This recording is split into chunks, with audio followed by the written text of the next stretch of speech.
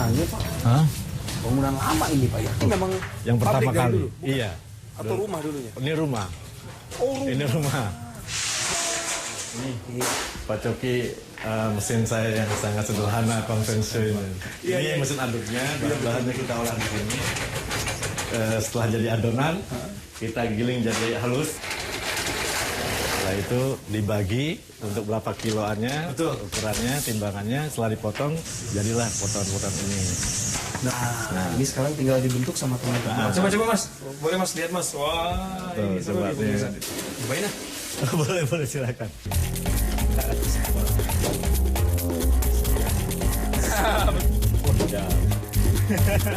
Wah, rusak Pak, maaf Pak.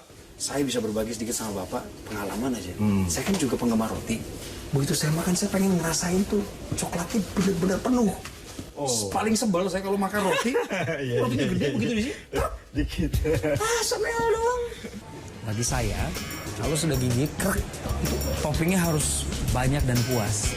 Maka saya bilang sama teman-teman, tolong jangan pelit-pelit. Kamu atur dan berapa harga pokok produksinya, tentu kita tidak sampai rugi, tapi kita punya keuntungan cukup, berikan yang bikin orang puas. Nah, waktu tadi bikin roti coklat sama Pak Fauzi, saya tiba-tiba keinget aja. Dan kebetulan ada karyawan, Mas, kalau saya jadi konsumen, saya pengennya yang agak banyak loh. Mereka bilang, iya, ini kelihatannya sedikit, padahal udah dipanasin, lumer juga. Wah, gitu. Jadi dari sini langsung dibiarkan dulu baru ke oven ya? Oven. Ini ovennya berasa sampai sekarang loh. Pemirsa panasnya sampai ke sini dan ini masih termasuk Di dalam oven lagi ada tradisional. roti selanjutnya. Lagi ada roti ya? Iya. Pengen lihat. Microwave-nya seperti apa? Ya, Ini ya Pak ya? Ini oven kita yang kalau masanya ini oven modern lah. Sekian pabrik. Ini hanya beberapa pabrik yang punya oven begini. Termasuk modern sebenarnya ya? Ya, abang saya masih oven yang sodok bakar pakai kayu.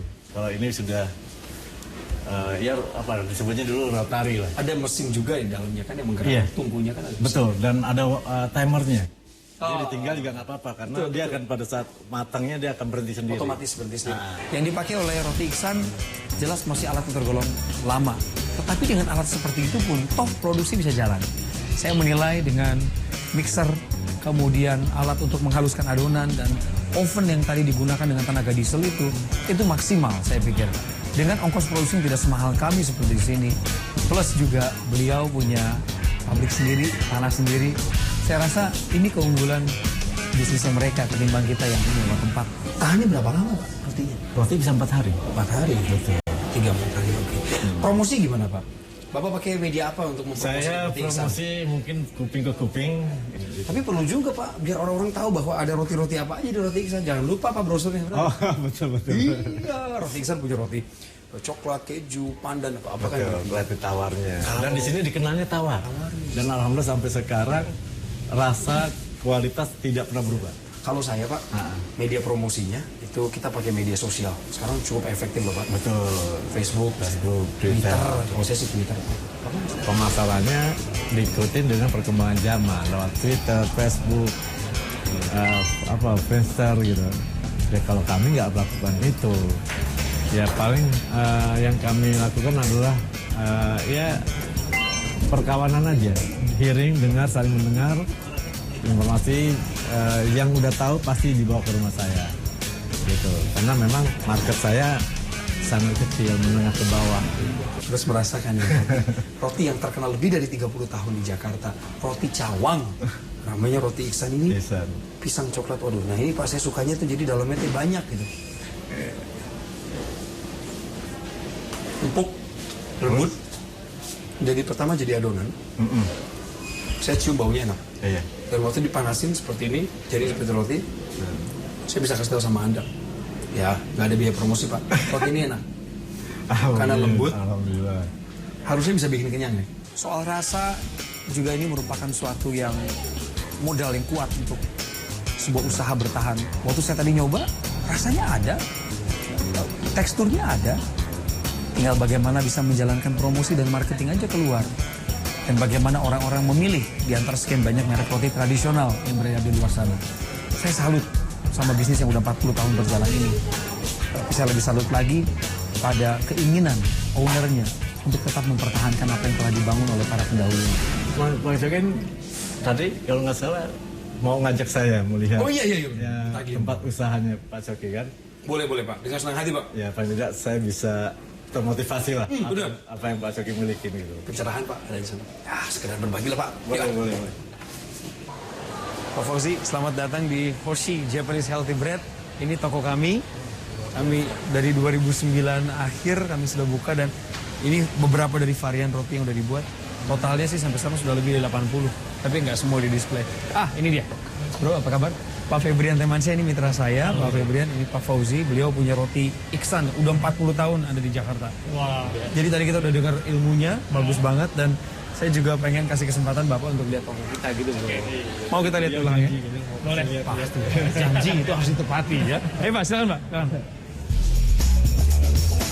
Sebenarnya nggak boleh masuk ya.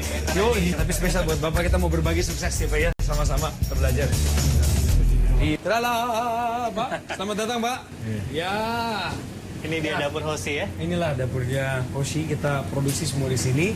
Jadi 2009 yang lalu waktu kita berkumpul, kita berpikir tentang konsep roti sehat. Jadi dia nggak pakai pengawet, dia nggak pakai pewarna, dia nggak pakai alat tambahan yang kalau dikonsumsi secara kontinu sama manusia justru malah mengganggu kesehatan. Makanya umur rotinya pendek, paling sekitar 3 hari atau 3 hari ya maksimal. Nggak maksimal 3 hari, tapi kebanyakan untuk roti manis 2 hari udah Ya, itunya 2 udah hari. nggak enak lagi. Ini bagian dari produksi kami. Pak Febrian mungkin bisa jelaskan. Roti apa nih? Taro ini talas, salah satu favorit. Terus kemana nih? Pengen Kita tahu sebelah lebih sini. banyak tentang produksi di sini? Ya, jadi yang soal itu adonan saya juga tadi melihat alat mixernya. Ya. Di sana tadi ada juga sudah pakai Bedanya mesin. lebih modern aja. Nah, kalau ini kan mixernya yang kita pakai. Karena kita kan nggak pakai satu adonan ya, bukan satu tepung. Kita punya premix sendiri.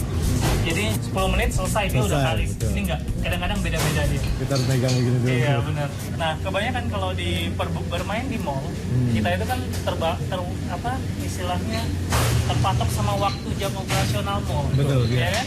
Kita harus tahu nih jam berapa. Terus produksi juga nggak bisa seperti di rumahan. Betul. Jadi kita biasanya ada chiller, kita keep di chiller juga. Ya, ini ada pemikiran saya yang sangat awam dan bingung. Iya, gimana Pak? Dengan mesin yang canggih, terbatasnya produksi dengan sesuai jam mall, sewanya mungkin juga murah buat Bang Coki kan. Nah dari mana nih? Ini gimana menghitung biaya produksi sehingga rate keuntungannya dalam satu hari berapa jumlah produksi rotinya? Ini gimana saya Ya. masuk nggak nih pertimbangan-pertimbangan? Nah, jadi kalau urusan hitung-hitungan Pak, itulah sebabnya kenapa saya lebih memilih jurusan kuliah komunikasi ketimbang matematika. Jadi saya serahkan pada juru bicaranya. Ya. Jadi gini, sistemnya adalah pertama kita join ya, masuk ke dalam mall, kita udah tahu konsekuensinya bermain di mall. Mungkin Bapak lebih tradisional kan, Bapak nggak terlalu pusing dengan masalah sewa dan segala macam. Punya sendiri beliau. Iya, karena Bapak punya sendiri udah enak lah gitu kan. Kalau kita harus sewa. Betul. Nah ini makan apa capital yang cukup banyak yang disedot. Apalagi bermain mall kita punya kontrak dengan mall. Nah yang paling kita bisa lakukan adalah ngelihat perkembangannya sejauh apa. Nah hitungannya gampang. Kita hitung listrik. Saya punya karyawan juga berbeda mungkin sama punya bapak di sana. Itu juga akan lebih mahal. Ya, itu kedua. Ketiga, proses ini kita jam produksi kita harus atur. Pada saat jamnya rame kita produksi, pada saat jamnya sepi kita usahain supaya enggak. Nah kalau bapak tanya HPP dari kita, kita buka coba. Enggak, artinya kasih gambaran aja. Jadi gini, karena kita bermainnya adalah pasarnya adalah pasar yang modern, terus kita punya target market adalah middle to up, gitu yang ke atas. Jadi kita lebih bisa mengontrol nih Pak. Pertama untuk bahan dasar kita pilih yang terbaik. Satu roti itu rata-rata 20% dari harga roti. Cuma karena kita mainnya di mall, terus kita target marketnya middle to up, kita bisa mengolah harga roti karena sesuai dengan apa yang kita keluarkan. Itu perbedaannya cuma di situ aja Pak. masalah sisa roti tadi. Sisa roti. Coki nanya masalah sisa Kita ngobrol roti. di luar ya Pak. Oke, boleh. Saya udah mulai kepanasan, punggung saya kebakar Pak. Aduh, panas punggung saya Pak. Di belakang oven tadi. Iya, itu tadi gimana ya mengenai sisa roti ini dalam produksi satu Sisa hari? roti, nah itu ya dalam satu. Jadi gini, ketika ini waste Iya. atau ada sisa roti itu tidak kami jual kembali. Iya. Maka ada strategi kami untuk membagikan bagi beberapa orang atau sebagian orang kami katakan. Kalau saya ada satu lagi tuh, kita bikin roti yang model roti kering, Iya. jadi bisa dijual lagi. Oh, Kayak seperti bagelan itu. iya benar. Meskipun Bapak usahanya di bidang konvensional dengan tradisionalnya dan kita dengan modernnya, tetap kita memperhatikan mengenai marketing plan, Pak. Tapi repotnya kalau nggak dikurangin produksi, harga dinaikin nggak mau. Mau nggak mau produksinya dikecil. Iya. Jadi tinggal bermain strategi aja, Pak. Kadang-kadang kalau saya lihat kenaikan tinggal berapa persen. Jadi kalau kenaikan bahan produksinya sampai 20%, otomatis Bapak nggak bisa cover lagi kan. Betul. Kalau masih antara 5% itu Bapak harus cover dulu untuk sementara. Supaya Bapak punya ini nggak terlalu ini. Karena kita kadang-kadang harus rela untuk membuang untuk menjaga market yang ada. Semakin kita bisa memberikan pelayanan, kualitas kita bagus, orang lain nih coba akan naikin harga kita masih tahan dulu. Kita tahan dulu baru kita hold pelan-pelan. Apa sahabatnya Bang Coki bilang, ketika ada kenaikan barang, tidak langsung kami mengecilkan produksi. Seharusnya kami ikutin dulu dengan harga yang stabil, biar orang lain naik, kita enggak. Sehingga betul itu tadi, tipsnya itu betul, kita harus bertahan. Cuman kita subsidi biaya kan, kembali kepada finance, subsidi untuk menopang dulu sampai spare ke depan 3 bulan atau 6 bulan. Dia bisa kolaps, kita enggak. Bahkan kita baru maju perlahan ke depan. Itu luar biasa, konsep marketing yang luar biasa. Saya berharap ini merupakan perjalanan yang baik hari ini kita berkenalan dan bukan suatu kebetulan bisa berbagi seperti ini. Waktu yang sangat berharga ini. Iya, dan diakhiri dengan merayakan sesuatu, Pak. Pasti Bapak pengen coba. Jadi langsung kita babungkus, Jo, katanya semacam gitu. Pak. Iya. Kita babungkus dulu ya, Pak. Kita senang banget, Pak. Mari, Pak. Sebelah sini, Pak. Sangat senang Bang Coki itu datang ke tempat usaha kami.